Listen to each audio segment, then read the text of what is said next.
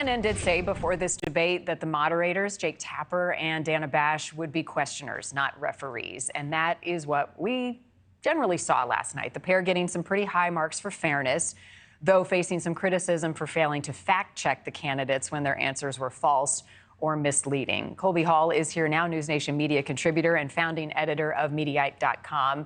It's a tough job to be a moderator, especially in a debate like this. You pull the audience, you cut the mics, so the parameters were a little bit different. How do you think these moderators did? Well, it was a high-risk, high-wire act, not just by Jake Tapper and Dana Bash, but by the network itself in being the lone producer of this event. And I think they acquitted themselves very well. In fact, I think Jake Tapper and Dana Bash probably don't love that they got praise from Sean Hannity and Donald Trump and some criticism from the left for the lack of fact-checking because, both candidates, and I think more so Trump, took some exaggerations and liberties with the facts. But all things being equal, I think CNN did a very good job, and the moderators are getting sort of bipartisan, respect and kudos for the jobs that they did. The media having a field day, as they always do. There was a little more fodder on this debate than in previous ones. Let's listen to Jon Stewart. But a lot of people have resting 25th Amendment face.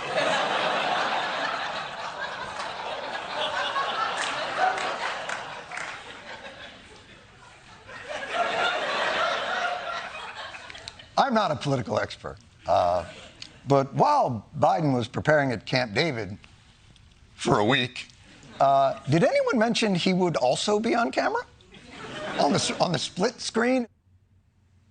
I'm curious the reaction you have, Colby, to the media's impact post-debate, right? Everybody sat at home and watched this and came away with their own opinion. But then you tune into late night, and does it reinforce what you thought? Does it change your mind? How much do moments like that and somebody like Jon Stewart impact the mindset of voters who saw what happened?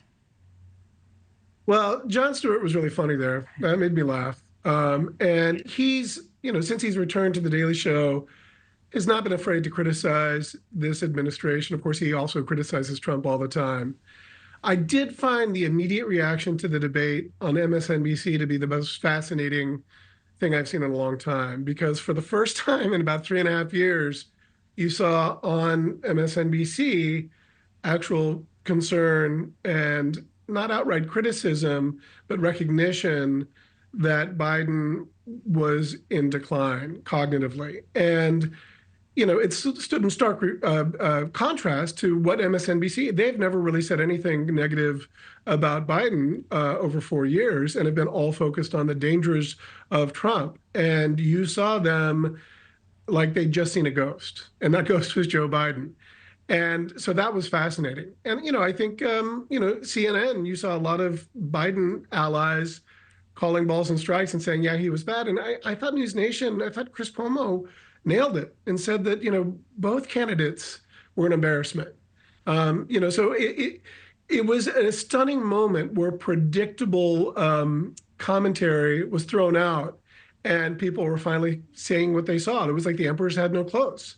And, it launches perhaps a new era in this race, as Leland so eloquently explained to you in the previous interview. Yep, and predictability also played out when it came to one of these squabbles over calling one another a liar. Here's that. I've never heard so much malarkey in my whole life. I've never seen anybody lie like this guy. He lies. I've never seen it. He can look you in the face about so many other things, too. And we mentioned the laptop. We mentioned Russia, Ukraine. Everything he does is a lie. I mean, Colby, now is it just expected that the truth becomes more ambiguous after presidential candidates take a debate stage than it was prior? I mean, we just have come to know that that's what's going to happen. I mean, it's tough to answer this question without getting deeply philosophical about meaning itself. I think Donald Trump is very effective at messaging that sort of is built on hyperbole, exaggeration, or stretching the truth.